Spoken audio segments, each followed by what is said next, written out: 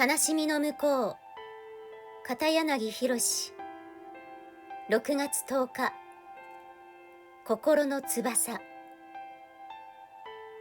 自分は誰かに愛されていると信じている限り、私たちは心の翼に愛の風を受け、どこまでも飛んで行けます。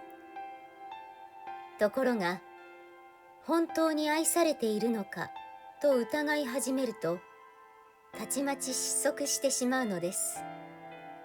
信じる力を強く持つことができますように。